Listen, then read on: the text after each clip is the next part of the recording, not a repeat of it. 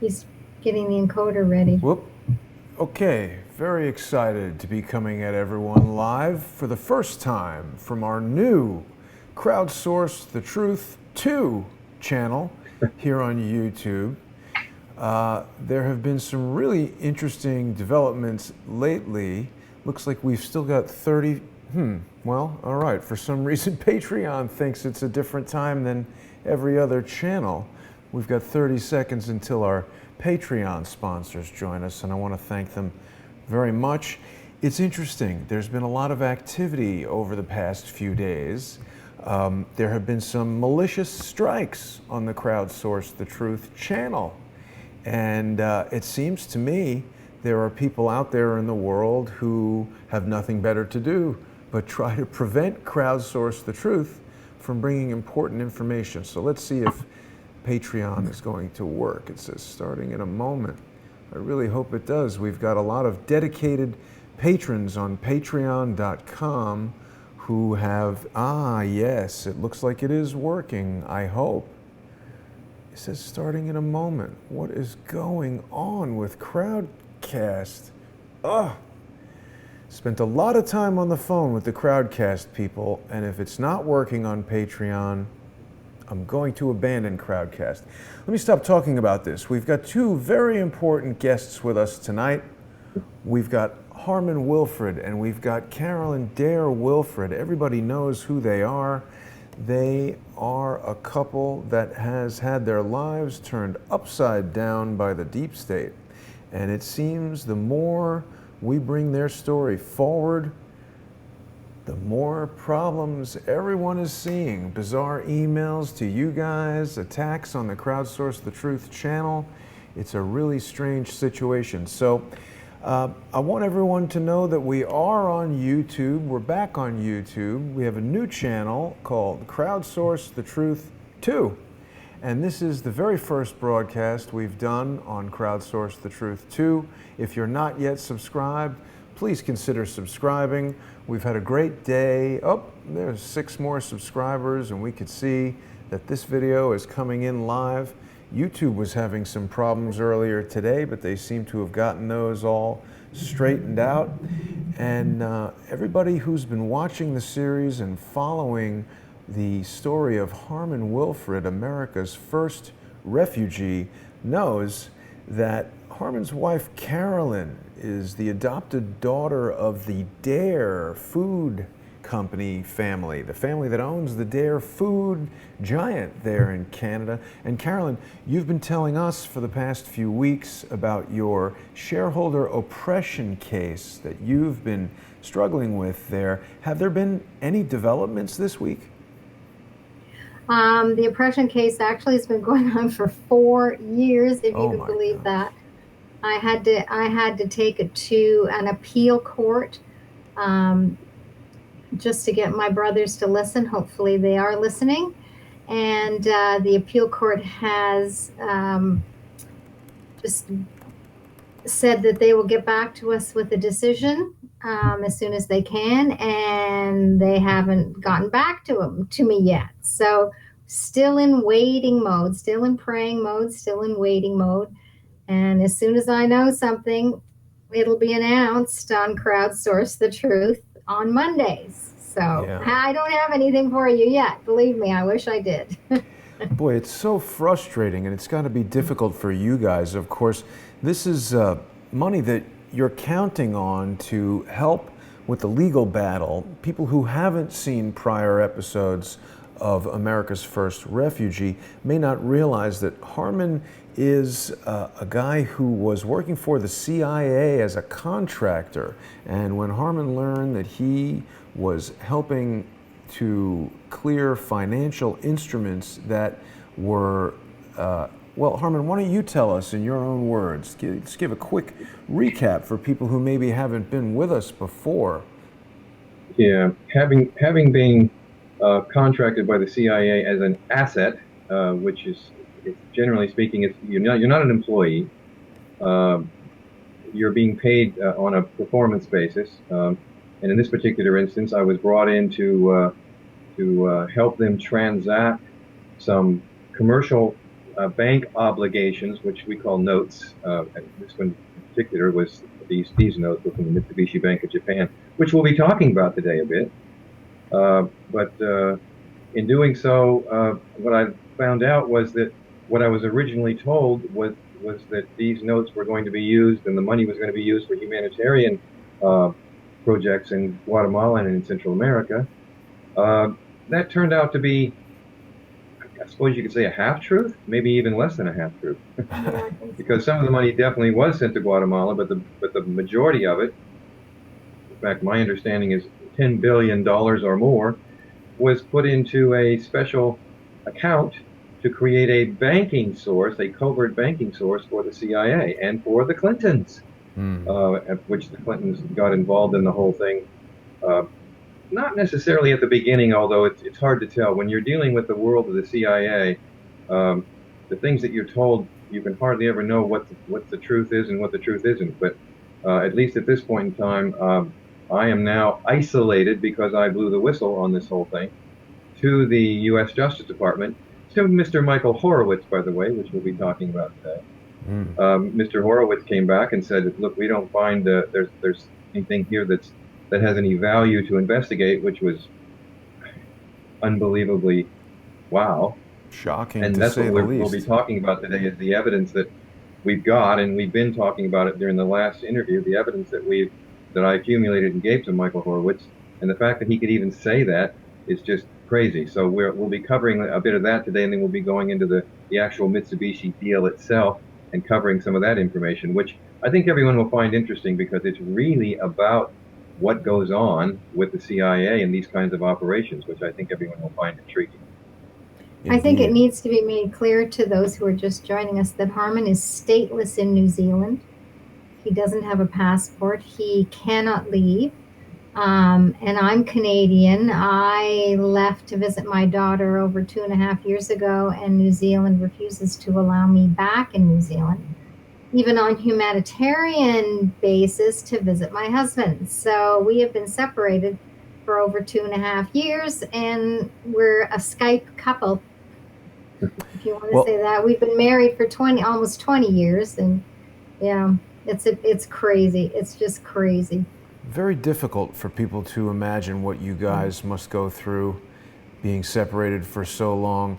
And today, a slight departure from the Skype couple status. We're using a new piece of software called Appear In.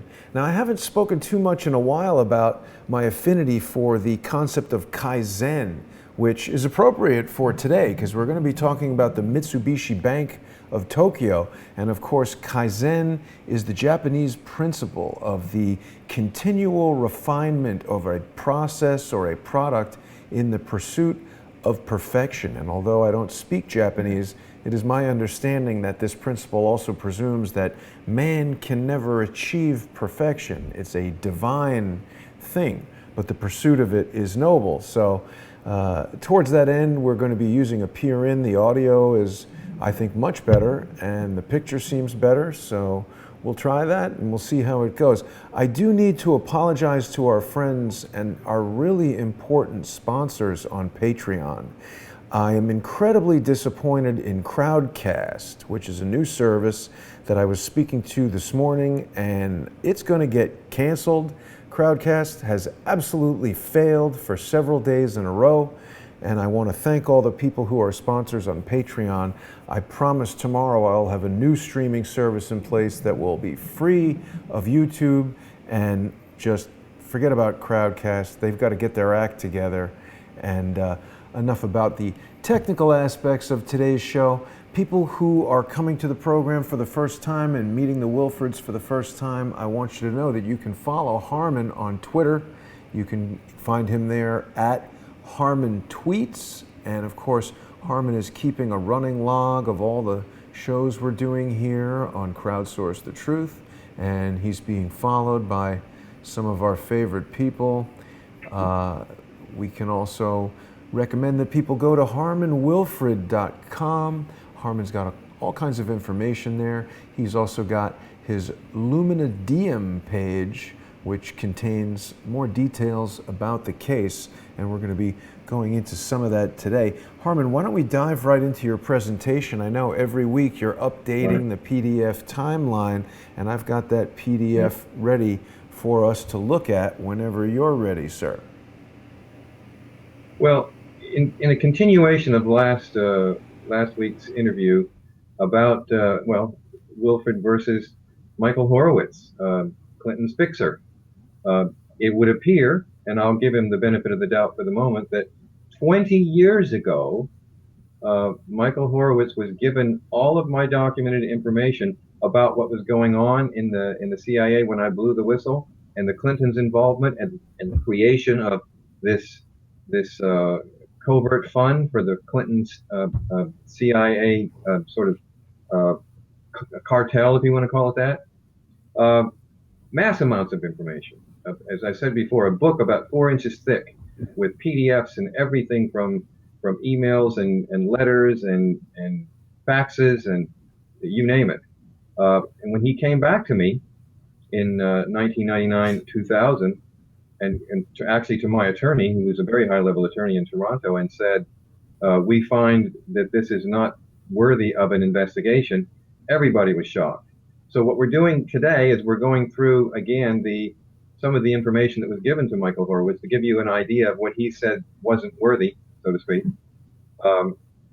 We made it up to page 4 in the outline before, and that's where we are now. And we were at the point where a fellow named Phil Freitag, who was a guy who was involved with my divorce.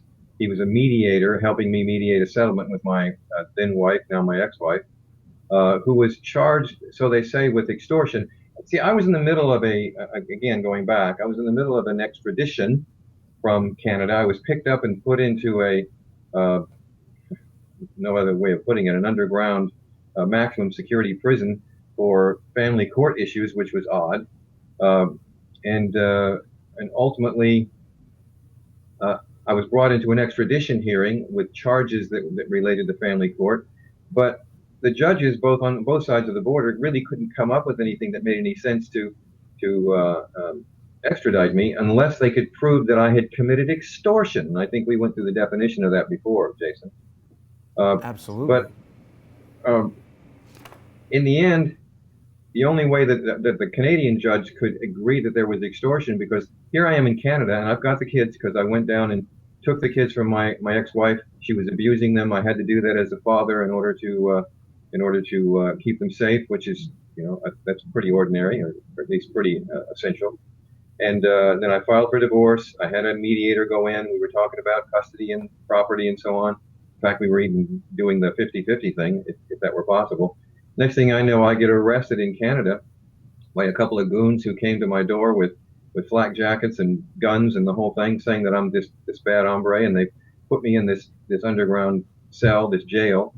And they had to prove that I had done something worthy of extradition. So a fellow named John Southers, who was an old enemy of mine out of Colorado, and again, we've covered that in past interviews if you want to go back and review those. Mm-hmm. And that's also, by the way, in this outline.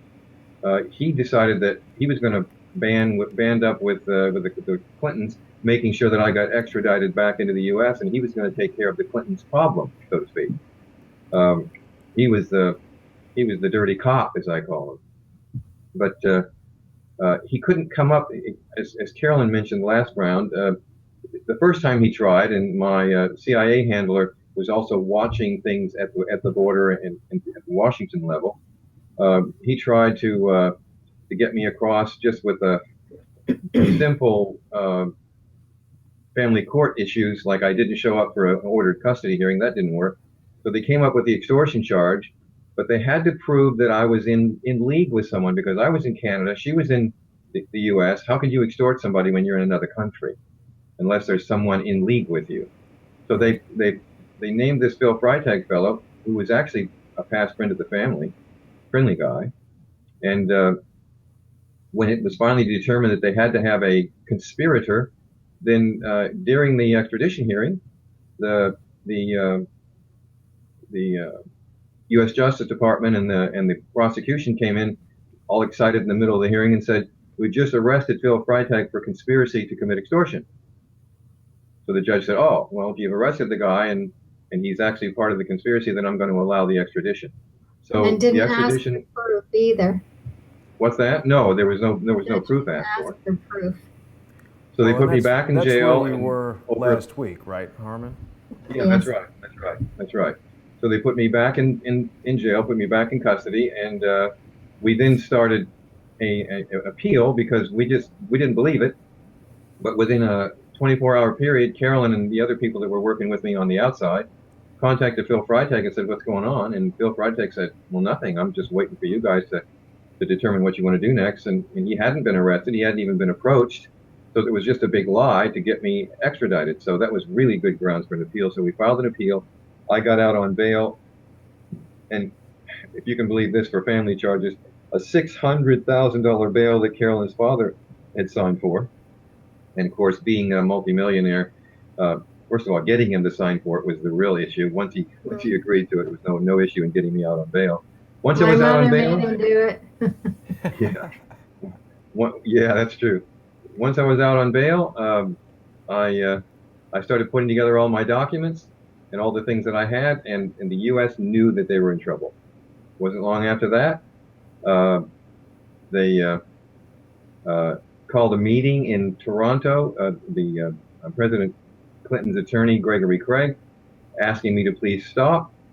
Um, I didn't, but in asking me to stop, it was more or less promised to me that if I didn't stop, I would never see my children again. As we all know, I haven't seen them now for 20 years. So on that promise, even though I've done everything I could to stop that.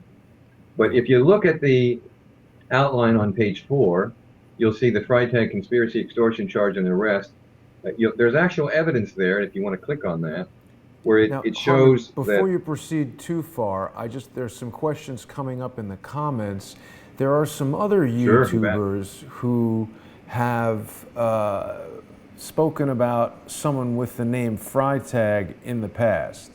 And that Freitag is spelled differently, has nothing to do with your story, and I don't even No. think we've ever seen any evidence from that other person that the Freitag he's talking about was doing anything. So just Yeah. want to clear that up.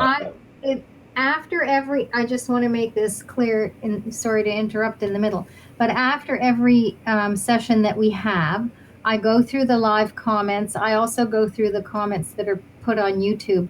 I respond to those comments that are put on YouTube, to the live comments. I put together an answer to all the questions that I can answer, and I post that on the YouTube video where it says answers to live comments. So those people who have the questions, because that question was asked in the last section, and I answered it and said no, he wasn't really. The Phil Freitag was not related to. Right. No. Definitely and not speaking related. of Phil, by the way, this PDF that you can click on here, this link, shows that yes, about 3 weeks after the court had said in the extradition hearing that Phil had been arrested and he was arrested for a conspiracy to commit extortion, he was arrested about 3 weeks later for exactly that. Of course, they lied to say that he was arrested right then and there in the extortion hearing. Within 30 days, Phil's pretty clever fellow. He also is a paralegal. He got the charges. He challenged the charges, got them dismissed. And a year later, which is one of the documents you see here, labeled June 18th, 1998, he actually got the charges removed from his record, because in Colorado, even though you've been charged with something and you got it dismissed because you weren't guilty of it, it stays on your record forever unless you ask for it to be removed completely. So that's been completely removed from his record. It was always a lie. They got the extradition on that basis, and it was just wrong. Yeah. In the end, though, I decided that because my children were still in Colorado and I needed to go and make sure that they were all right, I decided to drop the appeal. And based on a deal that they cut with me, that I could go down there on my own and go before the court and get these darn charges dismissed and work with my ex-wife and my kids. Carolyn and I decided to do that, and we dropped the appeal. And as soon as I dropped the appeal, they reneged on the deal. I got rearrested in Canada. I was taken down to Colorado in belly chains, handcuffs, uh, leg irons. You would have thought I was an axe murderer. They still didn't let me go before the court to do anything for my kids. They held me down there for a period of time. Carolyn came down and bailed me out, and they bailed me out for a further court date months later. When I got back to Canada, we then got together with our attorneys. We hired an attorney in Colorado. We we decided we would give it another try. So this time I actually did go down on my own recognizance. And when we got there, I was rearrested by the federal marshals, who put me in federal jail, in a federal prison for something completely unrelated. This just kept going on and on, where I ended up in various jails in Canada and the U.S. over a period of time, in a very confused effort to try to just not only just destroy me and my reputation, but to try to drive me mad. I'm sure they have this thing called diesel therapy, where they put you in a van and they run you from one jail to the other to try to drive you mad. Well, they did that as well. In Colorado, they ran me from the county jails to the federal prison, to a city jail in Denver, back to another county jail. And ultimately, my attorneys in Colorado, or I had an attorney there in Colorado and one in Canada, they got together and determined that this was not only wrong, that my rights were being violated. There's a hate commission extradition treaty between the two countries. They had violated that treaty horribly. So they took that before a federal judge. The judge then said, wait a minute, you guys have violated the treaty between the two countries. So they were forced to drop all the charges, let me go, and I was supposed to be released from a federal prison at that point in time. And it was around, May 25th, May 26th, in 2000. Carolyn came to the federal prison to get me out. She came into the front door to receive me. So I went as soon as I got released, because the judge's order basically said that they couldn't hold me for anything from that point forward. All charges were dropped, and they were disallowed from abusing me and arresting me or doing anything to me in any way. Well, Carolyn, you can probably tell a little bit of the story there. I think people are tired of hearing my voices. Go ahead. Well, I was at the front door waiting to pick up Harmon, feeling very relieved that we were going to be together again. Unbeknownst to me, as I waited and waited and waited, they scooted him out the back door. What would you call them, honey? Federal marshals. 3 federal marshals scooted him out the back door, and Harmon said, "What you're doing is illegal." And they said, "No, we're just doing what we're told to do." And they took him off to another jail we actually have the document that says no charges, no bond. So it's more harassment. Yeah, they literally took me to the Denver City. They took me to the Denver City drunk tank, the drug and drug tank, for a 4-day holiday weekend. Great holiday, eh? And of course, knowing that Harmon's attorney was away for the long weekend, he couldn't be contacted. And finally, Harmon demanded that he be heard. He was taken before a very young judge. And well, let's hang on a minute. Let's hold up. Okay. I was in that Denver City jail for 4 days and 4 nights, 24-hour lockdown. Gotten up in the middle of the night and abused, doing everything they could to drive me crazy, filthy, dirty.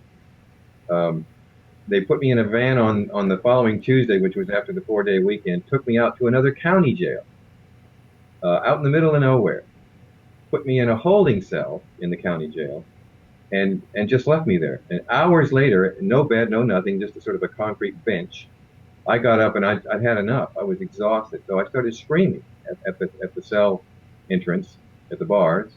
And somebody finally came in and said, angry, "What the heck do you want? Why are you making so much noise?" And I said, "Here's what's going on. I want to get before a judge, and I want it before a judge now." They got me before a judge. They went out and got a relatively new judge, a gal who didn't look like she was terribly experienced, but she was a judge. And then they called in the district attorneys, who put this little plot together, and we all ended up in the court together. Here I sit in a federal prison uniform, with belly chains, handcuffs, leg irons, and so on. And my opponents are on the other side, and I just said, "Your Honor," and of course the judge said, "Where's your attorney, Mr. Wilfred?" And I said, "I don't know. It's just after a holiday weekend. I don't think anybody even knows where I am." And then I explained to her that there was a federal order out there that says that I was not to be detained at all ever, and these guys were breaking a federal order. And she looked at the district attorney's office people and said, "Is this true?" And they looked kind of green around the gills and said, "Well, yeah, it probably is true, but let's have a chat." So they went up to talk to the judge, and then they came back, and the judge says, "I'll tell you what, Mr. Wilford, I will release you on a $750,000 bond if you will show up, and if you will then show up back here in 30 days." And I remember laughing, saying, "Look, you guys have broken me down to my socks. I don't have 10 cents on me, let alone said $750,000. If you charge me anything at all to let me go, then you might as well put me back in the cell and continue with violating the federal order." The judge wasn't too happy about that, so they had another round of talks, and she came back. She said, "All right, I'll tell you what, Mr. Wilford, I will let you out on a $750,000 bond that you will have to pay if you don't return in 30 days. I said, "So what you're saying is you'll let me out right now without me paying any money?" She said, "Yeah." I said, "Deal." Because I already knew that even holding me in that sense and putting that order against me was also a violation of the Hague Convention Treaty. So, and later on, we confirmed that, and all these charges were dropped, and all the requirements for me to return were dropped.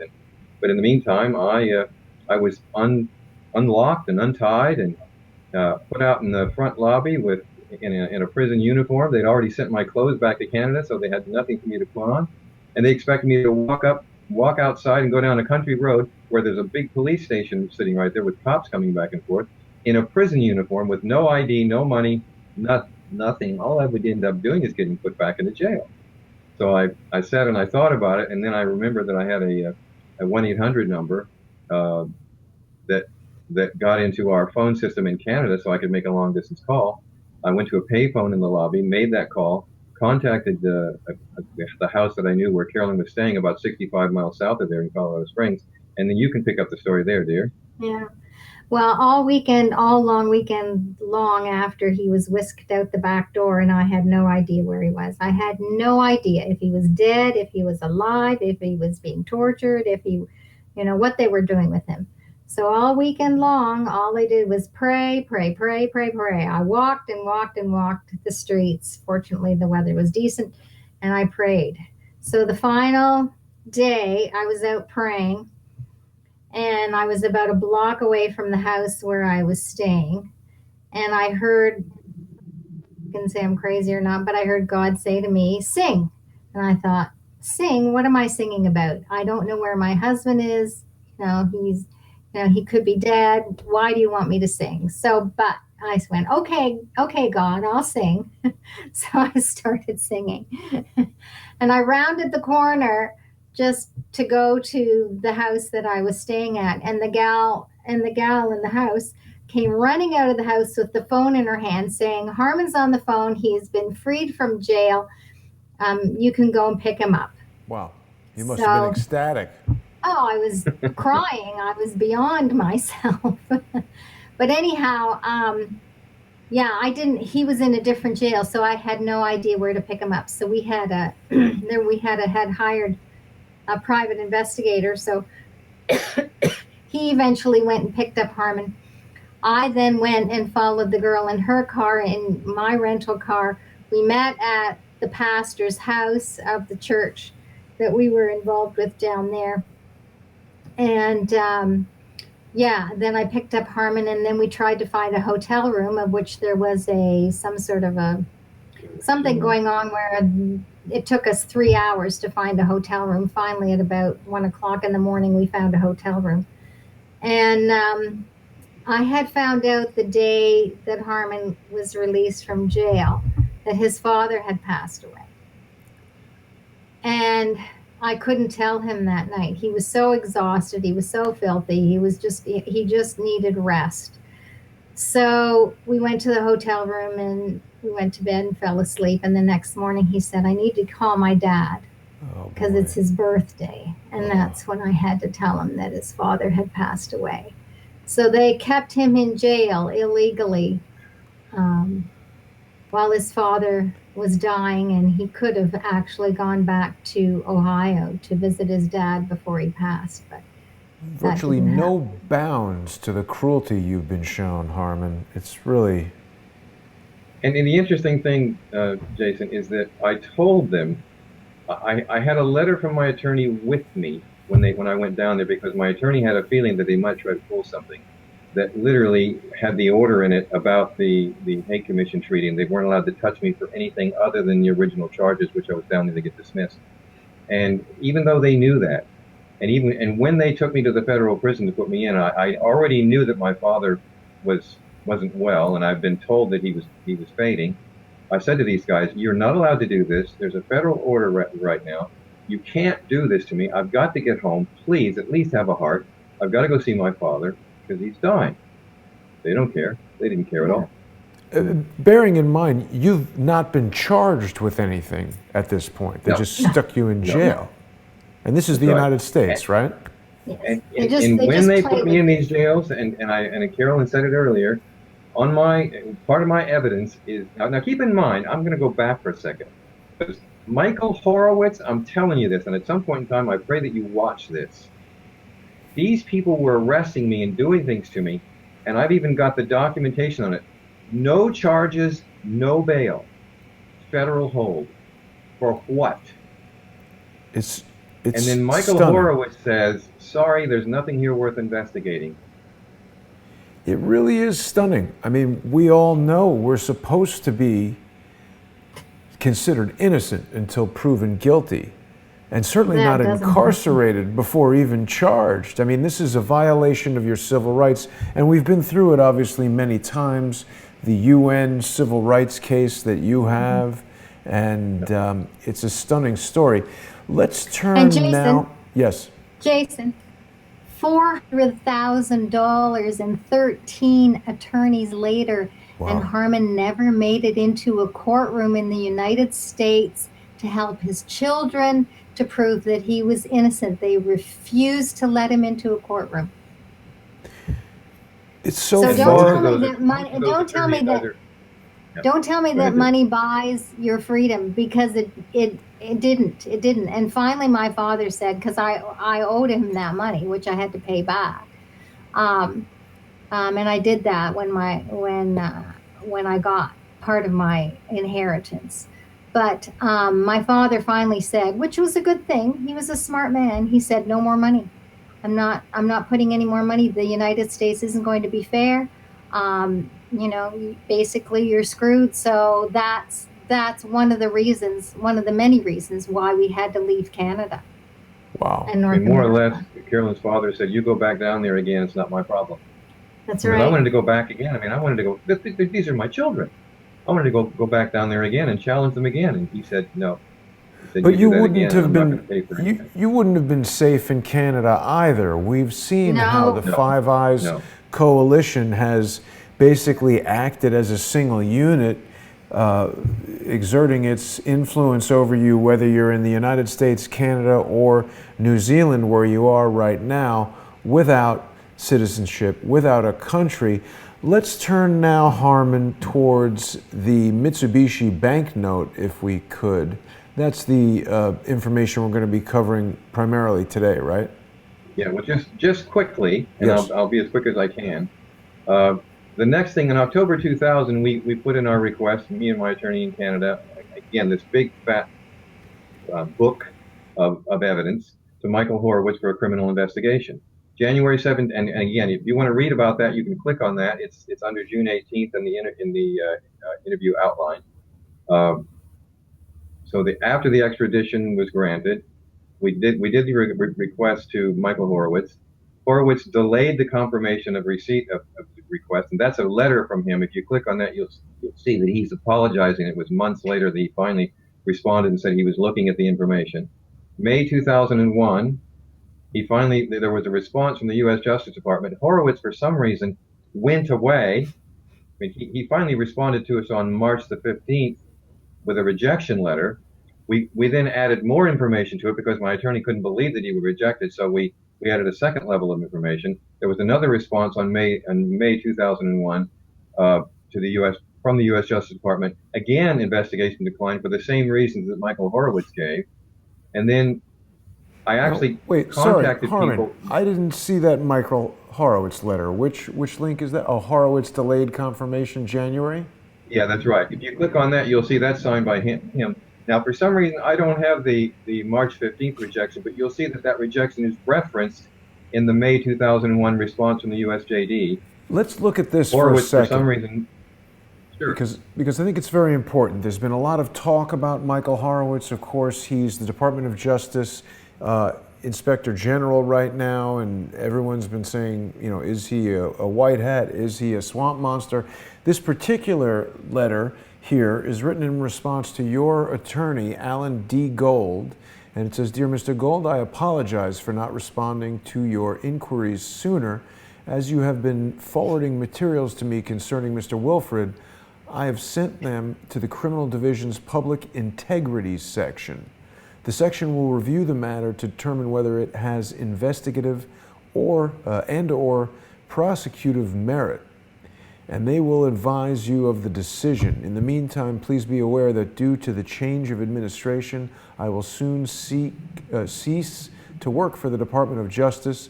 I recommend that you forward any additional materials you have to the attention of the Public Integrity section," and it's signed by Michael E. Horowitz, the Chief of Staff. So it's definitely a kind of a kicking the can down the road kind of letter, huh? Right. Pass right. the buck.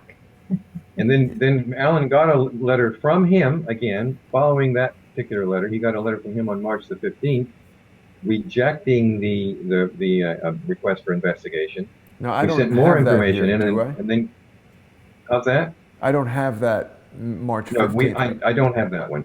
But if you look at the May response from the USJD, click on that and open that up. Yeah.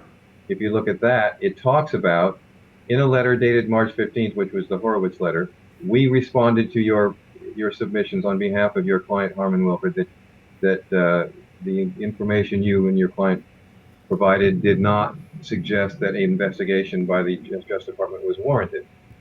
Essentially, what she's saying in the next couple of paragraphs is, we agree, and even with the new information, it's still not one. Huh. Sorry, what's the next thing we wanted to see? Hang on a second. I just turned that document off. I've got to go back to it. Hold on a second. Sometimes you click on the wrong thing, guys. Hang on a second. I'm going to go back to it. So that was that when it came to the Horowitz investigation. It was over. Now, beyond that point, Carolyn and I got out of Canada. I mean, we were more or less chased out of Canada. Wait, a lot of things happened second, that led us to believe that we were endangered. So we literally traveled all the way across Canada, went over to Hong Kong, not unlike Mr. Snowden. Let me just Stayed slow you 6 down weeks for in one Hong second. Kong. Harmon. Just a minute.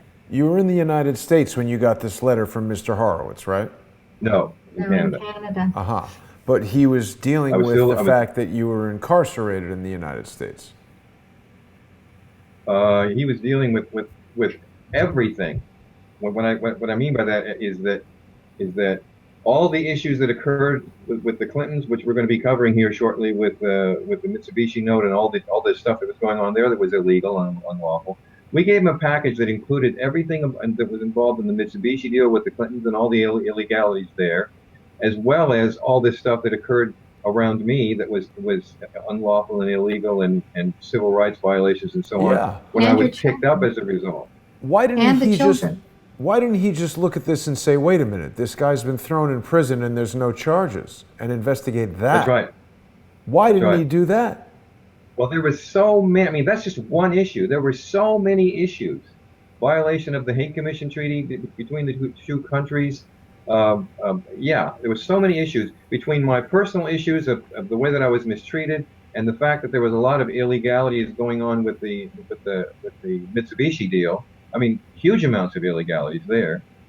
I put all of that together in one big package, sent it to them, and they had the gall to come back to me and say, sorry, but there's no investigation warranted. Imagine that. And It's that crazy. includes the abuse of the children as well. That's right. That's right. I mean, destroyed me, destroyed my family.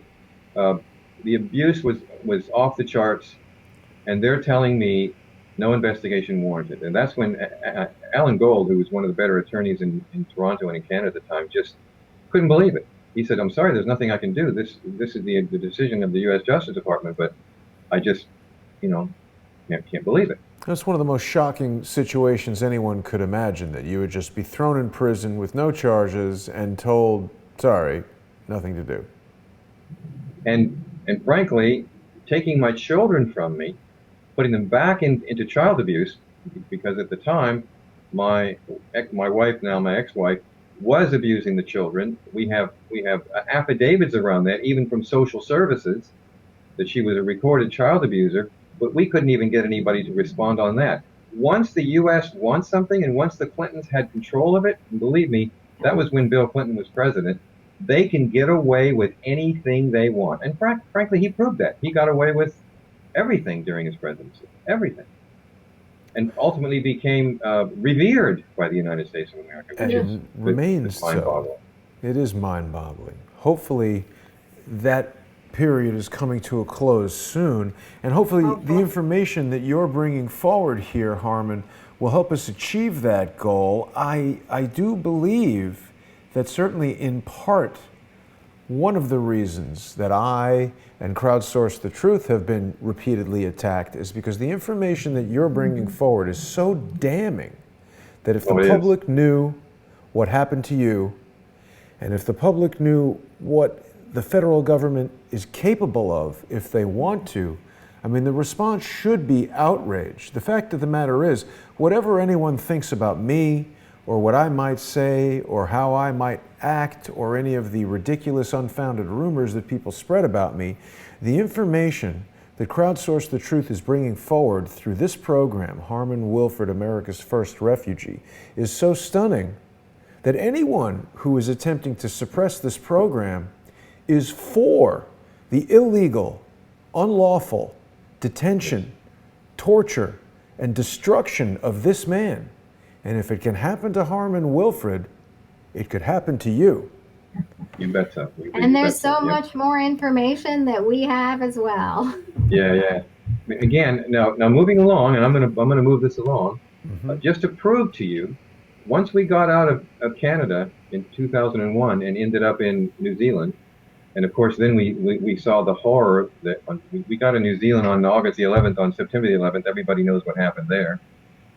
Knowing what I helped to put together, and knowing there are dates and events that occurred in a series, in a pattern, that as I saw those planes hit the towers, and I began to understand what was going on, one of my first thoughts, and this was part of my letter to Donald Trump that I wrote to him in 2016, is that it gave me great pause to try to understand that the CIA now had unlimited funds. They were really pushing me to get something done by 2000, 2001, which I did finish it for them, even though I was thrown in jail and ultimately tossed out. And all of a sudden, this event came up. I couldn't help but think, oh my God, did I help to finance any of that?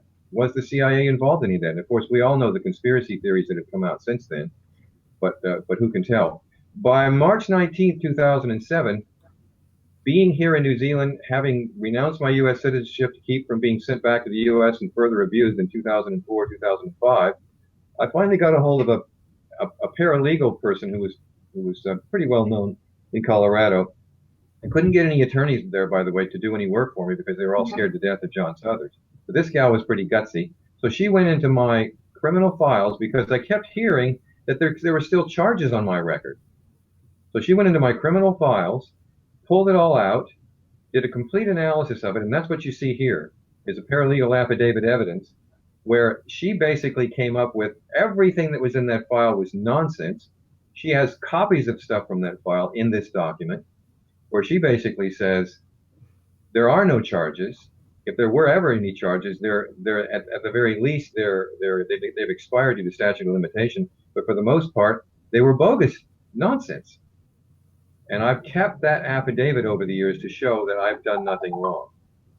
Well, And then sorry, the other then thing and that proves that she was really, sort of touching the hot potato is that I believe as she was doing this and after she proved that Harmon's charges were bogus and everything, she was harassed. Wasn't her home broken Oh into? yeah, oh I yeah. mean, She got to a point where she couldn't even contact me anymore. She was too afraid. no, Wow. yeah, I mean, it was God bless awful. her. It was just awful.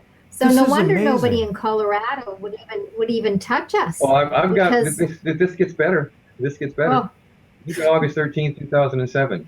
I sent in to the FBI because I constantly trying to get status here in New Zealand. So, so by 2007, I was trying to get, well, because I was stateless, there's a rule here that says that if you'd otherwise be stateless, you can apply directly for citizenship through Internal Affairs. So in order to make that application, I had to have a police report.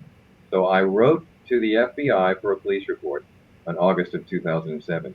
What I got back, if you'll click on this police report, Jason, to show everyone, it's sort of sideways. I don't know if you can turn that around. But they've misspelled my name for a start. And by the way, in order to do this, you have to give them your fingerprints. You have to give them a copy of your passport. There's no way that they can make mistakes like this. But it actually shows here, inept. Yeah. it actually shows that Harmon Wilfred has two aliases, which is ridiculous. And the aliases aren't even anything you could hide under. I mean, Harman instead of Harmon. Anyway, but the other thing that it shows that I was born in a city, birthplace, unreported in the Ivory Coast. What? Even though his Now, passport said he was born in Kentucky. that's right. Now, as I looked at that, I thought, well, that's obviously a mistake. But again, being a bit naive, the more I thought about it, the more I had it looked at more carefully by others. This was the setup. If I stepped off the borders of New Zealand for any reason, I could be picked up as a person who's running with two aliases, having been born in the Ivory Coast. A terrorist. Yeah. Now, Harmon, is So- it against the law to utilize an alias? We know a lot of unscrupulous people that operate under aliases. Almost everyone that we interact with is operating under an alias. Well, yeah, you're right. Combine that. Hang on, I'm going to go back to that. But obviously they're up to something. I mean, Oh. You cannot be that inept that you're looking at a U.S. passport where it says his name is Harmon Wilfred, that he was born in Kentucky, that all of a sudden at the FBI, I mean, are they totally duh that they say that he's born in the Ivory Coast when it says right on his passport he was born in Kentucky? Yeah. it's crazy. Now I ordered a police report again. I've got two copies of the same police report. I ordered it twice. I got the same police report both times. So I thought, all right, I'm not going to try that again. But then in June the 12th, 2012. Now we're going to go back to Mitsubishi in a moment. So bear with me. June the 12th, 2012.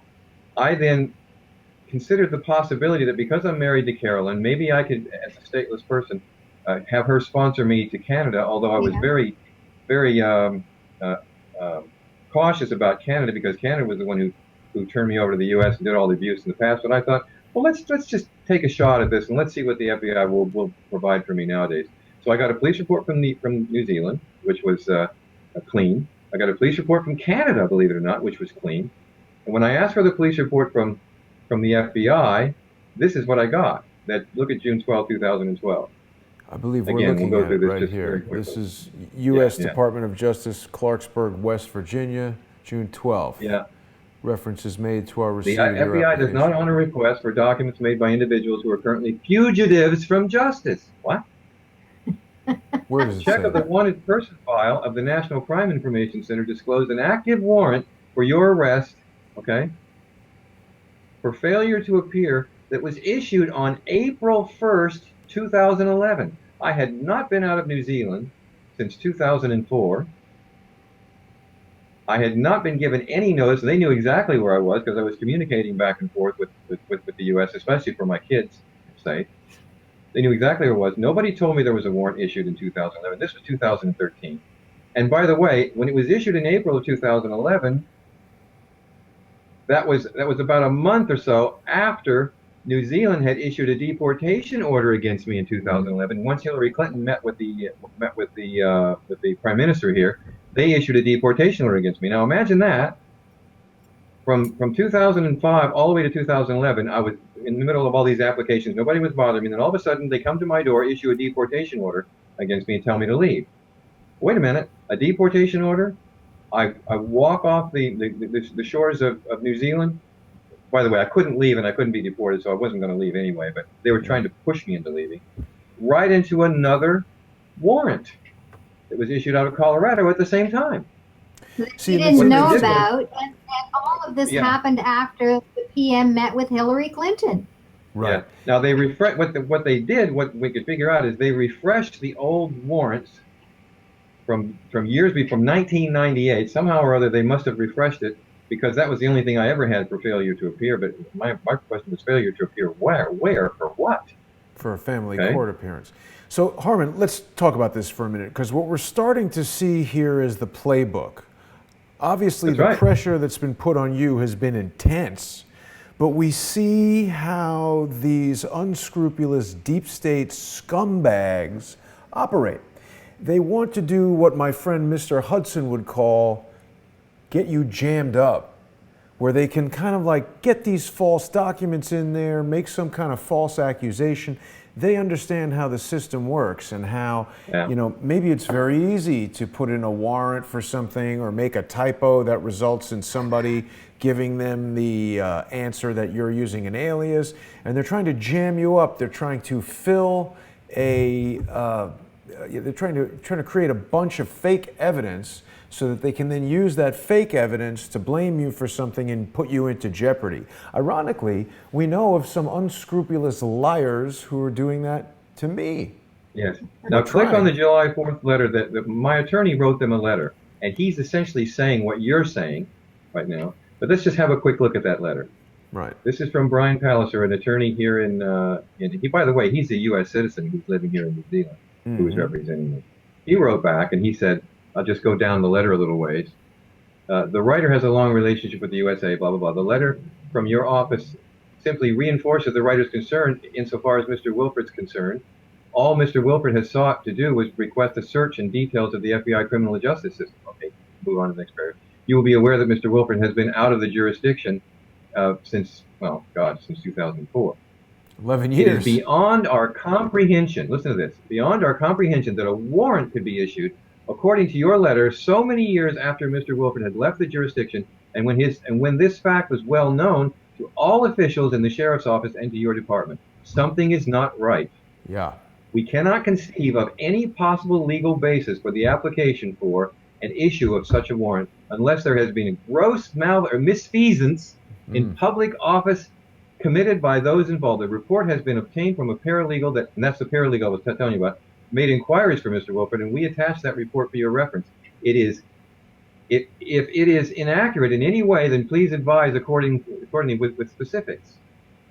The fact that the warrant has been sought and issued in such circumstances and so very many years after any possible cause of action came into existence, and our client seriously denies that any such cause of action exists or existed, would indicate an abuse of process and possibly more serious and illegal actions, at least on the part of the officials in the state of Colorado. Now, I'll stop there.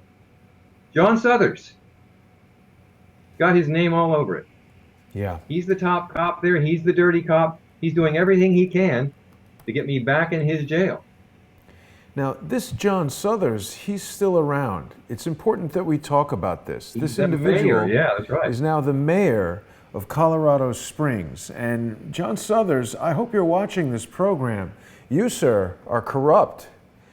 You need to be brought to justice. People need to investigate John Suthers. If we've got, who would deal with that level of corruption, Harmon? If the mayor of a city is corrupt, who Who can Well, I can handle tell you that that? the only people when I went after John Suthers back in 95, 96, because he was involved in the pension fund embezzlement scheme, I was told back then that district attorneys couldn't be couldn't be attacked unless the governor was willing to give leave for that. They couldn't be charged or couldn't be approached, and goodness knows what it would take to take a mayor out. I don't know, but So a district I actually attorney went could to do whatever they I went to the want? state attorney general's. I went to the state attorney general's office. They sent me to the FBI, who sent me to Washington, and ultimately they tried to push Suthers into doing his job. And the result of that was one guy took the rap for the whole thing, and Suthers and all the rest of his friends in the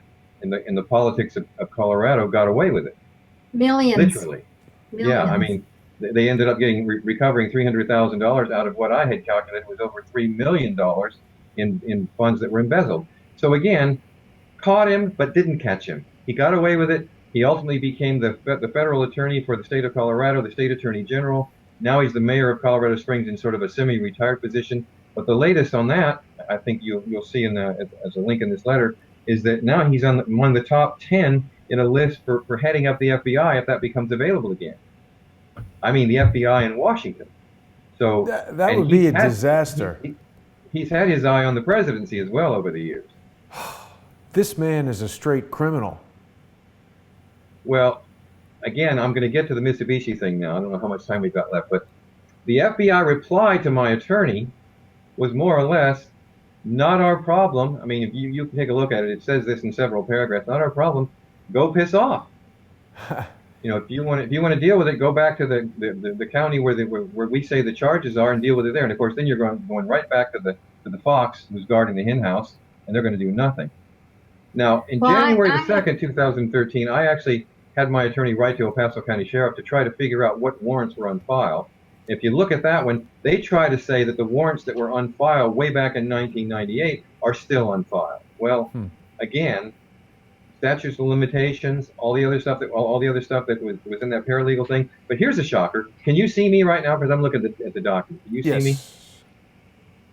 I got this several days ago. Can you see this document? It says search report. That's right. It's a search report from an online search group that does everything on individuals for everything from arrest warrants and of course they have access with all their databases. You need to show the front, honey. Yeah, this one's called InfoTrace. And what it says is, I'm just showing you the back, but I'll turn it around. All of our available online sources, I paid him $30, by the way, in Colorado are reporting that Harmon Wilfred has no record as of March 21st, 2018. No record. Now go figure. Go figure. That's crazy. What the heck is going on here, guys? Harmon. Now I just want to say, yeah, we don't have a lot of time left, so I don't know if you want to sort of just We've got touch to on the talk about Mitsubishi, Mitsubishi. We've got to talk about it, and we can take some more time. But I am very focused on this gentleman, John Suthers, because this is obstruction of justice, isn't it? Oh, absolutely. That's his middle name, John Obstruction of Justice Suthers. and it was John Suthers who Michael Horowitz said he didn't have enough to investigate. Right. That was on the pension fund issue. And if you will recall all the documentation and evidence that I have that you can click on even in this document and look at all the huge amounts of, the evidence that I have on Suthers, the evidence that I put together on the Clintons and the Mitsubishi deal is absolutely uncontrovertible evidence. Well, this is why they're trying to. Says not enough to investigate. Yeah. This is clearly why they've, jammed you up as they have. Mm-hmm. And I would say the fact that Crowdsource the Truth is the first news program anywhere in the world to do such an extensive expose of the evidence that you've got. And it's really interesting, this correlation between the aggressive attacks from the various nefarious individuals that we've known for 9 months, who have been at this for 9 months, but they're stepping it up. The more Charles Ortel closes in, the more we reveal Robin Gritz's story and information and evidence about the wrongdoings of Andrew McCabe. And the more we reveal the evidence, Harmon, that you accumulated over years, that they've worked for almost 20 years to suppress, That's right. the Yes. more resistance we get on this program. It's very interesting. And Mr. Horowitz, I'm speaking to you now. Look me in the eye if you're watching this. I'm telling you that not only now do I have the evidence that was given to your department, to the U.S. Justice Department back in 1999 and 2000, you can see I've accumulated even more patterns of evidence to show that there's something going on here, more than something. There's everything going on here with respect to the political corruption of the Clintons, of the Clinton administration, probably the Obama administration. There's so much more here that you could use to investigate. Would that then qualify my evidence for an investigation? You're the Inspector General now. That's what you do for a living. So I would think that you would want to take this and within your Inspector General duties and responsibilities of checking with the FBI, the U.S. Justice Department, and so on, that it's time to throw this into the basket and investigate the whole darn thing because it's all related. And I challenge you to do that. It goes from Colorado Springs to the state of Colorado to the FBI all the way to the office of the president. It just goes right up the ladder. All That's right. corrupt. And all over corrupt. into the Canadian justice system. Yes. There was stuff going on there where Canada was cooperating with them to a point where I was told by a Canadian official that that if I got back to Canada, now I don't know if I can trust this, that they would never allow another extradition on me because it was just too much of a potential embarrassment, and they came too close to a diplomatic incident because of what the U.S. did and because they lied so egregiously. And of course, because Harmon and I have been separated for over 2.5 years, it's gone into New Zealand. So Right. you've gone from city to state or from city to county to state to the FBI to the president to Canada to New Zealand to Washington. I mean, it's endemic. It's just outrageous. It is. Harmon, what And you've assembled for us thinking here, about how we tied together these timelines, if you recall, within this outline, and how everything that was going on in Canada is now going on in New Zealand. We have now human rights violations that are horrible. Oh, by the way, one little bit of good news: the ombudsman here has finally agreed with me several days ago. That got a letter that the New Zealand immigration has yet to respond to my attorney's notice letter outlining those 12 violations of my human rights at the treaty level at the UN. They've not responded. So now the ombudsman has given them till the 20th of April to respond to that notice letter. We will see how they respond because they cannot say they're not violating my rights. Right. Harmon, what you've put together here, it's essentially a roadmap of the swamp. It is. And yes. This is what they are fearful of, that if 57,000 people could hear this and share this, and particularly when they see the subscriber base of Crowdsource the Truth go from 53,000 to 57,000 in a matter of days, because they realize that this information is catching fire.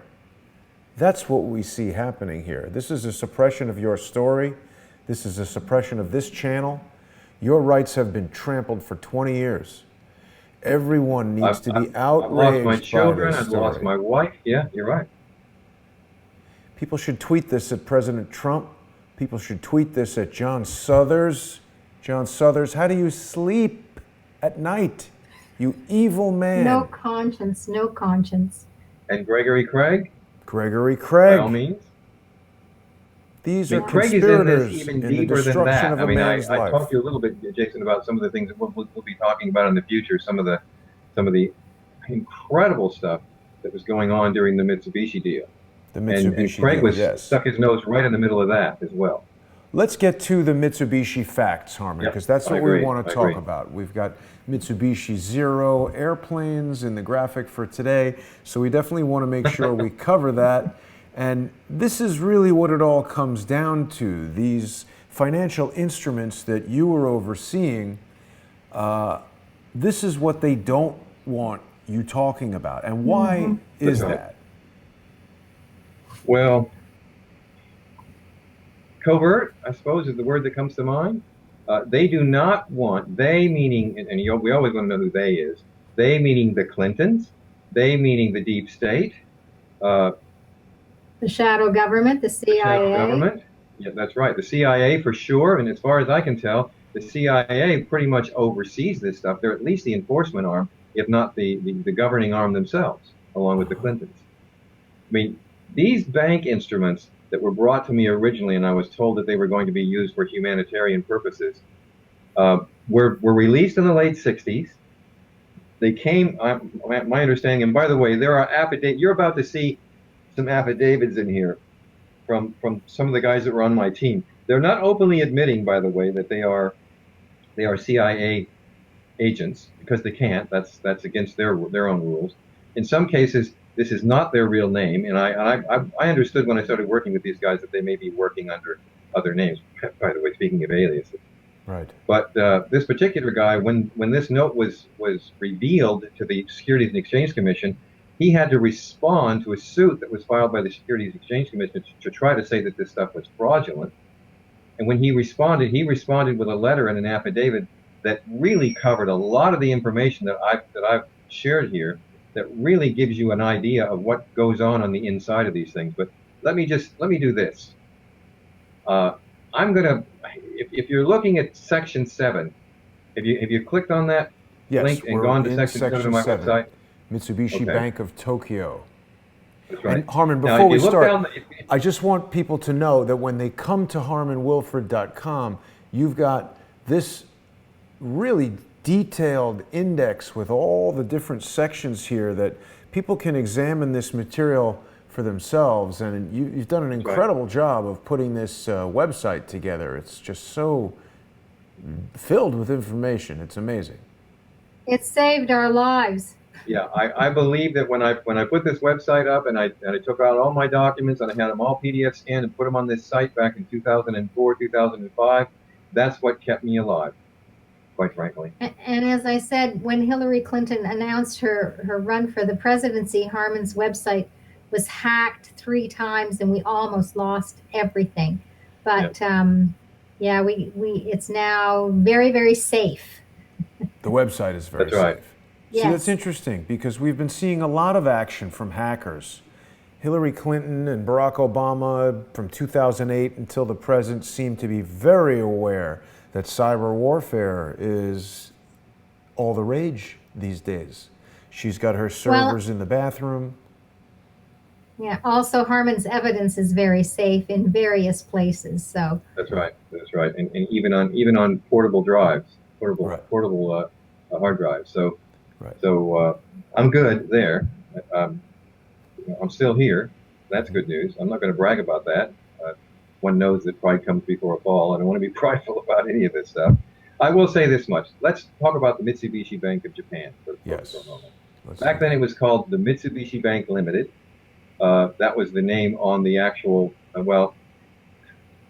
case history in the Luminadium site, Section 7, really provides a full account and all the documentation in regard to that sort of covert CIA's assignment and transaction of the Mitsubishi Bank of Tokyo, Japan's international, I call it, technically it's the International Certificate of Commercial Obligation number 47029. It's real. When we first approached, when I say we, the CIA gave the note to me, I gave it to a couple of the trusts that I work with, private trusts out of Europe. They came back to me and said, we've got to confirm this.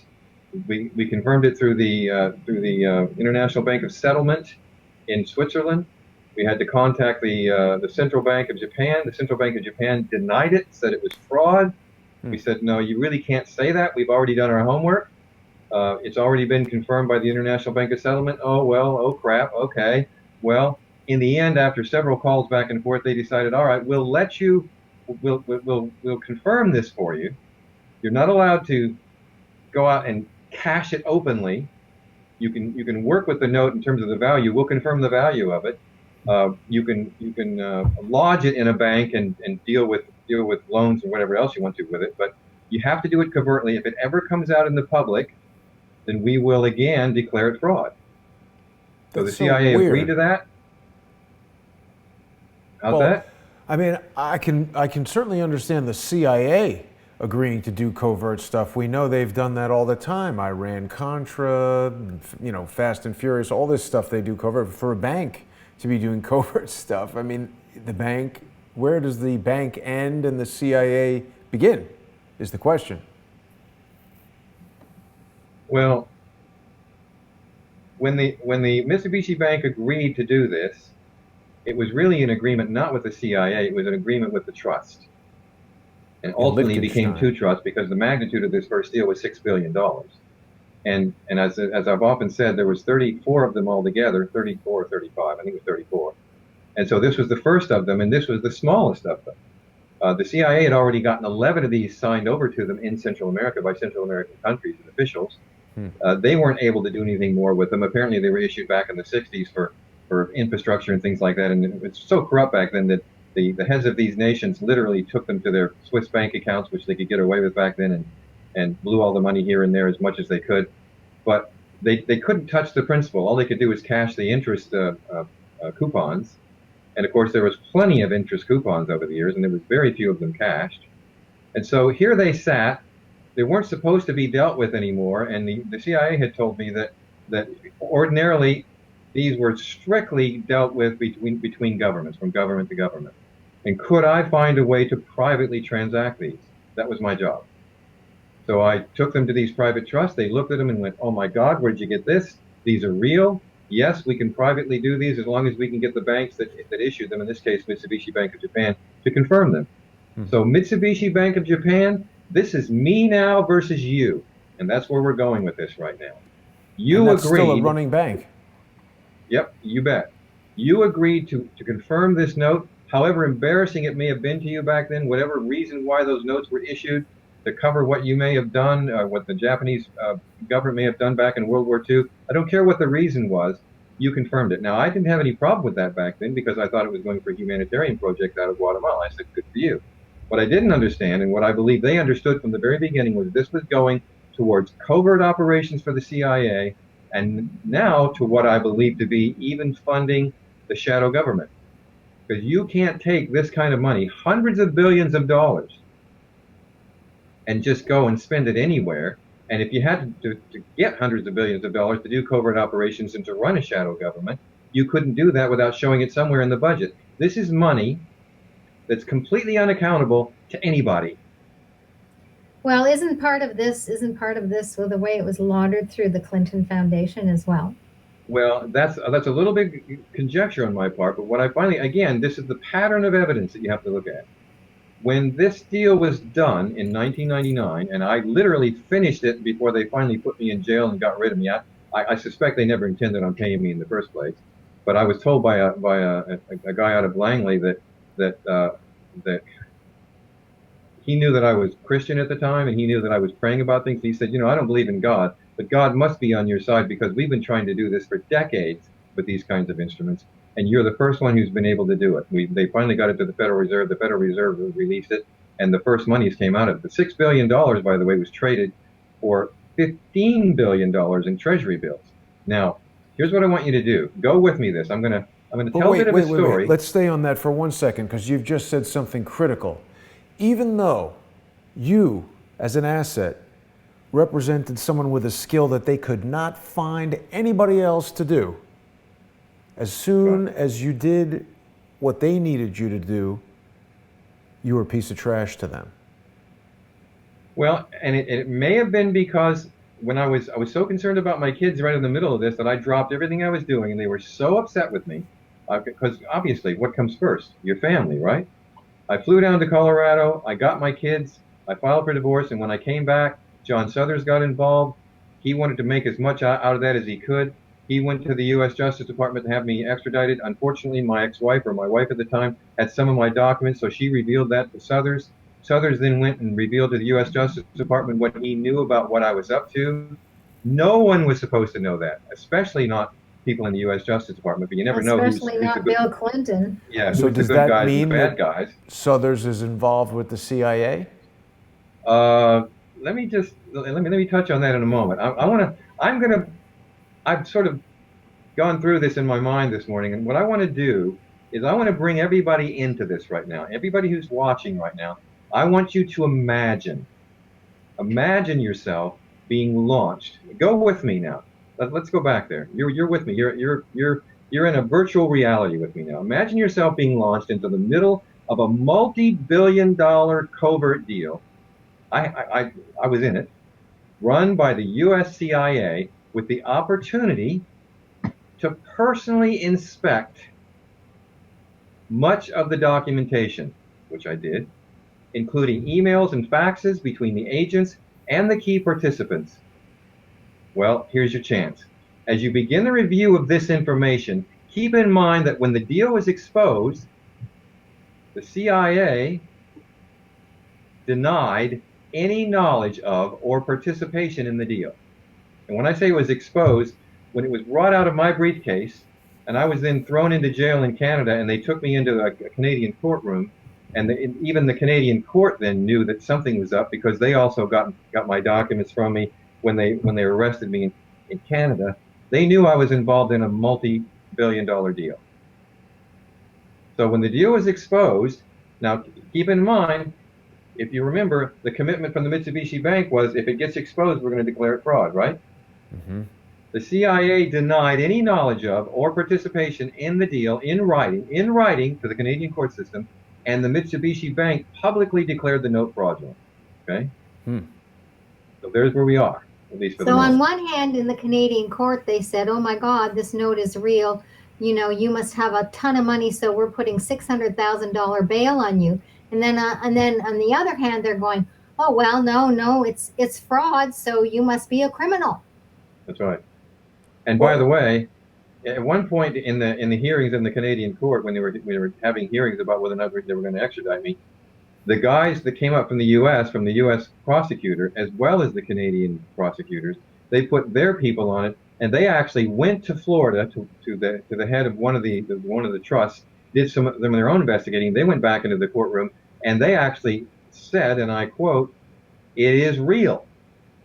Regardless of what's being said right now, there's confusion going on. Everything that we've got says that what this guy is involved in is real, which is why the judge said, "Well, if it even could be real, I'm gonna ask for $600,000 bail just to let you out of jail."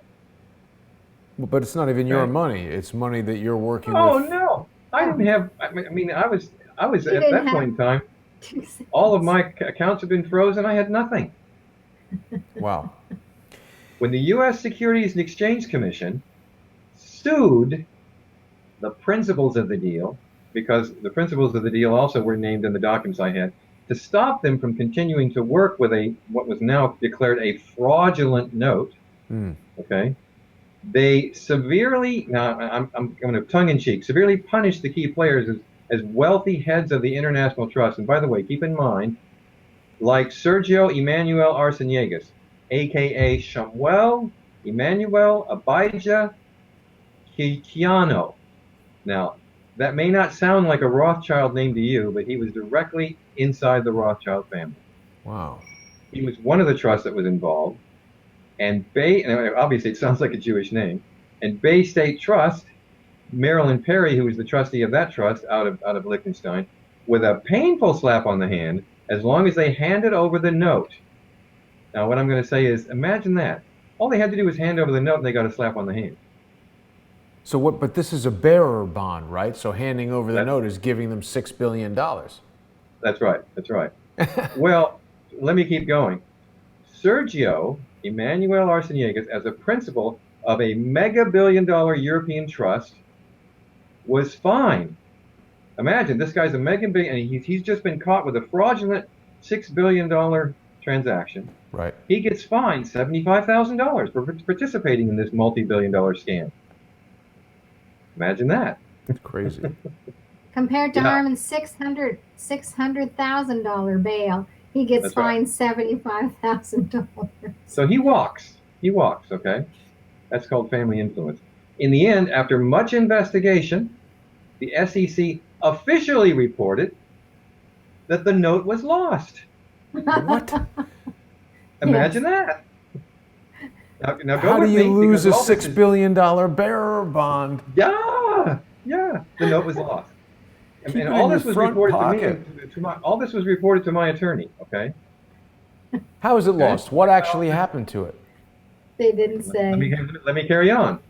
The CIA agents in the deal reported to me, keeping in mind that I'm still connected to these guys, that the note was not lost, but covertly converted to 15 billion in U.S. Treasury bills to complete the deal. 5 billion was supposed to be paid to Guatemala over a period of 5 years, and the balance was completely unaccounted for. Okay, so then you've got $10 billion that's sitting there. Okay, now this fact, it is a fact, is documented in the evidence within my website, in affidavits and documents that make it very clear that this is what happened. Okay. Mm-hmm. Now the question comes to mind: could the CIA be lying? No. They're nice It would guys, seem Harmon. possible. It would seem possible that if their primary stock in trade, and I've said this over the years, is indeed their inherent right to lie, well, the CIA are often quoted as having to lie as a necessary evil in the interest of national security, right? So could they be lying? Well, it's also important to point out that the so-called SEC, the Securities Exchange Commission, declared the fraudulent Mitsubishi note was fully authenticated. When I say was authenticated, the trust that I was involved in, the information that I received by the CIA was carbon dated by a museum curator. It was authenticated by the Bank of International Settlement in Switzerland and confirmed by the Central Bank of Japan and the U.S. Federal Reserve. So now think about this. We've got a note that on the one hand, central bank is saying it's fraud, but they've already authenticated it. We've got documented evidence and affidavits saying that it's good, but again, the SEC says it's fraud. Now remember, I think I said this in one of the past interviews. I had a meeting with the SEC. I've had enough of this crap. Yeah. I got a hold of my attorney, and by the way, I think I told you in the last one that I had two meetings. I had one meeting with Gregory Craig, who was the president's attorney, who wanted the meeting with me. He called the meeting because he asked me to stop doing what I was doing because they could tell I knew what I was doing. I had the documents, the information. Once I got out on bail, they were toast, as far as I'm concerned. Yeah. So I had a meeting with him, but then I had a meeting with the SEC. When I called my attorney and I said, I want to meet with the SEC, the Securities Exchange Commission, he said, are you crazy? So far, they haven't charged you with dealing with a fraudulent instrument, but they seem to have it against you. They're not just going to charge you $75,000 and let you walk. In fact, you don't have it anyway, unless your father-in-law, well, at the time, is willing to give it to you. He said, God knows what they'll do to you. You don't want to meet with them. I said, yes, I do. I've got the documents to show that everything is real. I'm not afraid of these guys. Get them. He got two of the top people, and by the way, this is on my website. This is recorded there, and we even had the meeting transcribed in my lawyer's office in Toronto. Mm. When the SEC came to that meeting, two agents from the SEC, he was right, they came to arrest me. My attorney said, no, I'm not going to allow that here in my office. I want you to hear what Harmon has to say. Wait, just a minute. Who was going to arrest you? They came to arrest you. They came to arrest you involving Colorado. That's right. This was what was funny, was that when they came in, they said, we've been working with John Suthers in Colorado. Yes. And we understand that you have charges against you back there. And so we're assisting him in putting you back in custody and getting you back to Colorado, blah, blah, blah. This is Gregory Craig saying this to you? The guy who threatened you? No. This is the SEC, the Securities Exchange Commission. Two top agents from the Securities Exchange Commission. And they have the power to arrest people. Well, they didn't, but they were going to make sure that I was arrested. And so anyway, this was part of their mission. And my attorney said, no, that's not going to happen. If you want to talk to my client, then you need to agree that that's not what you're here to do, and you cannot cooperate with whatever's going on in Colorado. That has nothing to do with this meeting. And if you want to see what my client has and you want to talk to him, then that's going to have to be the agreement. Well, we haggled back and forth, and finally they agreed. Okay, they would leave the Colorado thing out of it. They wanted to know what I had. Okay, And by Well, the way, that this just is that all just proves that John Suthers was involved in so that's right. much. I mean, dirty, dirty, dirty man. But anyway, this is all transcribed, by the way, and it's on my website. Hmm. Okay. When we got to the point where I said to them, because they said, well, look, you were dealing with a fraudulent note. I said, no, it's not fraudulent. Well, how do you know? Well, I had a whole box of documentation there on all the stuff that was done with that note to confirm it.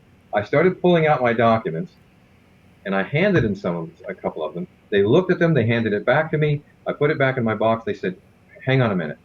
Guy went out and made a phone call. He said, now we're Came back. definitely going to kill you. Yeah. He went out, made a phone call, came back, asked a couple more questions that really wasn't terribly related to what I had, but anyway, went out, made another phone call, came back and said, "We're done here." I said, "What? You haven't even looked at all my evidence." "No, we're done. We've been instructed to have no further conversation with you. We're done." They started packing up their stuff. Well, my attorney, who Alan's very well, I mean, he's a powerful guy in Canada, said, "You got to be kidding me. We called this meeting, we got all the documentation evidence." He said, "I can't even talk to you about it anymore. We're done." Alan's They big flew enough. up from the U.S. They've got an entire floor, by the way, on one of the big high rises in Toronto. These guys went to the center core elevator. The elevator doors open. They got in. My attorney followed them all the way to the elevator, saying, "Look, how do we get a hold of you? What are you?" No further communication. The doors closed, and from that day forward, we faxed them, we emailed them, we phoned them. No more communication whatsoever. They didn't want to have anything to do Why? with me or any of the documentation that I had. What happened? Nothing. But Well, why did they do I that? think they figured it out that Harmon had all this information that it was real, and they were like, "Oh crap!" We just have to put this guy in a hole and never see him again. Yeah, and then I go and meet with Gregory Craig. And Gregory Craig, the first thing I did with Gregory, I have all the documentation with me, just like I did with the SEC, and I said, "Look, I'm being told that this stuff is fraud. I know it's not. You know, somebody needs to do something about this. I'm now all the way up to the level of the president," and I still had confidence, by the way, that my country would make this right. I mean, I grew up believing in justice and truth and freedom and the U.S. and the American way, and it broke my heart to find out that it just wasn't so. But I said to Gregory Craig, "I've got it all here. I'll show it to you." He said, "No, I don't want to see it. I don't need to see it. I can tell you that everything you've got's true, but I'm never going to admit it. If anybody asks me, I'll never say that I said it. What I've been asked to do is come here and say to you, stop what you're doing. Stop. Don't take this any further. If you take this to the Justice Department, you know," I forget exactly how he said it, but I said, "Well, look, I've been told that He said, "I I've been told, agree. You will never I've been see told your that if, children." yeah. I said, "I've been told that if I continue this, that I'll never see my children again." He nodded his head and said, "Yep, that's right." Well, I didn't believe him. I still believed in my country, guys.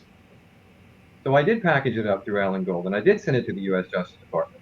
And that's when, of course, now we're back to Michael Horowitz, okay, and the answer that I got back. But back to Mitsubishi. When the Mitsubishi note was lodged with the U.S. Federal Reserve to be funded, it was reported that President Clinton decided a deal of this magnitude on behalf of a foreign government had never been completed privately for security reasons. Of course, I already knew that. Therefore, he would personally take charge, imagine that, and announce the funding on behalf of the U.S. government. He didn't do that. That was a lie. Could President Bill, now here's the question for you. Could President Bill Clinton have been lying about the note's authenticity? No, He's the one who's saying, "We're going to fund it. I'm going to do it." Wait a minute. What about all this stuff about it being fraud?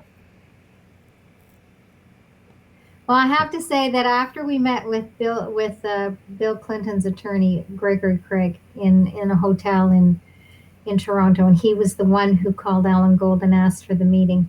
We went back to the hotel room, and Harmon was devastated because Gregory Craig said, "Of course your government's corrupt. Of course the government's corrupt, but there's nothing you can do about it, Harmon. What do you want me to do? Get them all fired?" And Harmon said, "Yes, I want them all fired." And Harmon went back to the hotel room and sobbed because he could not believe that his country I did. Was the way it was. He just, look what happens. I mean, as a Canadian, I'm sorry, but as a Canadian, we see American flags everywhere. Everyone's going, rah, rah, America, aren't we great? The land of the free, the home of the brave, paved in gold. And all of a sudden, in one, well, not just one, but one major incident with Gregory Craig, of course, it's corrupt. Your children have been taken from you. You will never see your children again. You know, you have to make peace with your government. We tried, that didn't happen. You know, what do you want me to do, Harmon? Get them all fired? Yes. And it was And so, absolutely devastating to Harmon. yeah, in the end, we had to get out of Canada. We went on to Hong Kong. We didn't know where we were going to go from there, but we decided by pulling out a Lonely Planet book, we decided at least they spoke English down here, and it was as far away from the U.S. as I could get. So we came to New Zealand. Carolyn got part of her inheritance, so we could start a new life. And I really tried to go away. I tried to say, okay, I'll just go away. I'll get on with my life. But Wow. New Zealand has joined in on this horror. They wouldn't allow me have any status. And little by little, here we are. Here we are. And what did I do? In 2006 and 2007, I finally decided I wasn't going to get any status here any other way. I filed a request as a refugee, as a political refugee. I put in an application because that's exactly what I am. I looked at the definition, and God, if I didn't fit the definition, I don't know who would. Life being threatened, the whole thing. Well, of course, Wow. you're America's first refugee, Harmon, and this is a shocking story. People right now in the YouTube comments for the Crowdsource the Truth 2 channel are saying that your story is even more significant than Julian Assange.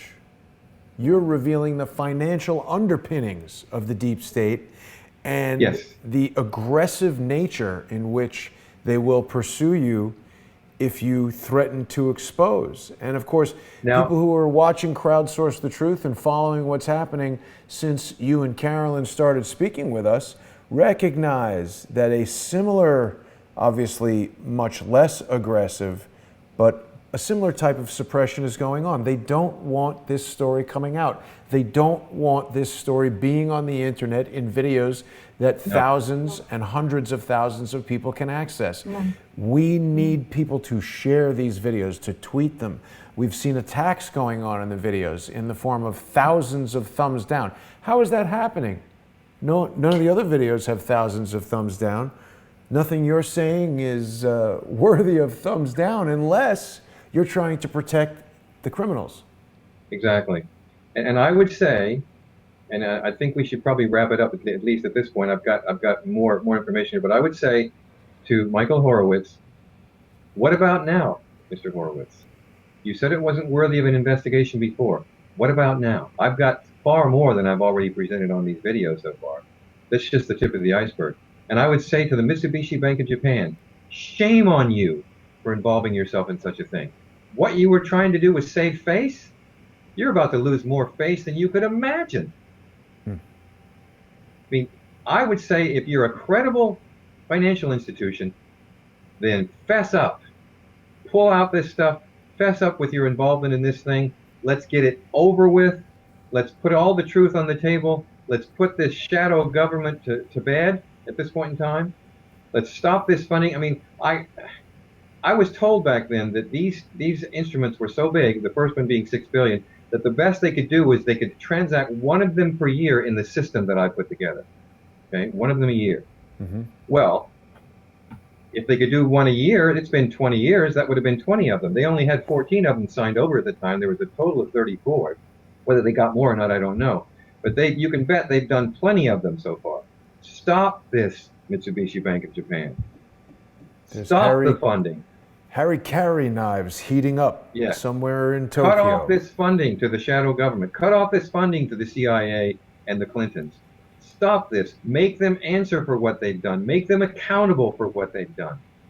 That's what I would say. And Mr. Horowitz, help us. Show that you're the guy that some people believe, that they want to believe that you are. Let's expose this thing and get them all fired. Literally. If you got a white hat, Mr. Horowitz, you better prove it. Time to put it on.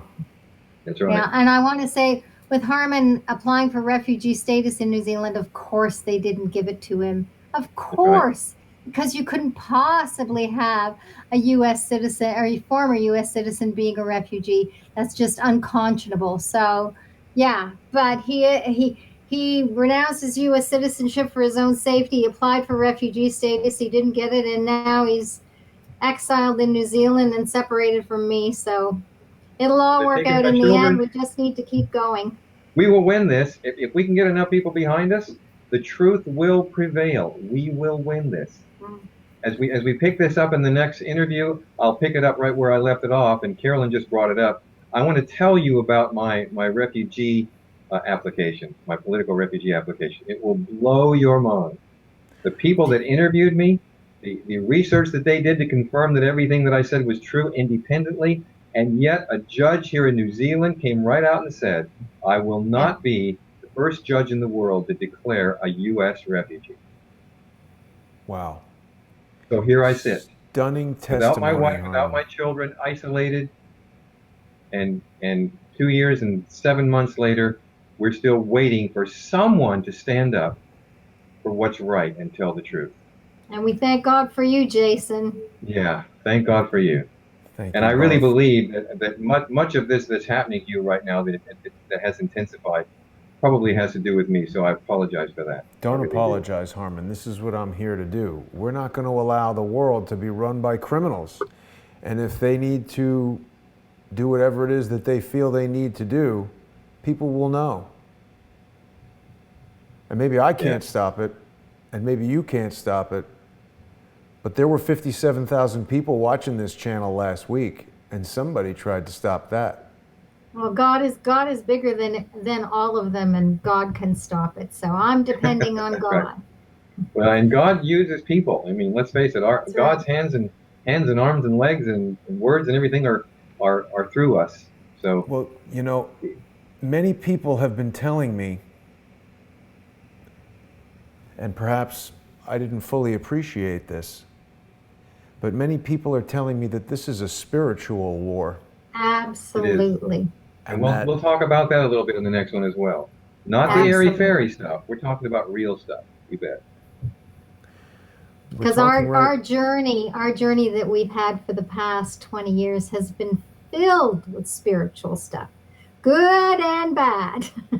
We're certainly hearing about evil from Harmon and Carolyn Wilfred. Harmon is America's first refugee, and we'll be back at 7 p.m. next week. They could burn YouTube to the ground, and this story will still come out. Thanks everybody for watching. I'll see you tomorrow.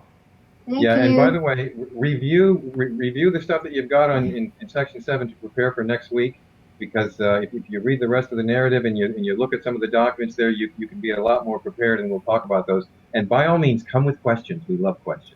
And by the end of the week, I'll have all the comments answered and the live comments answered as well, and posted on the video.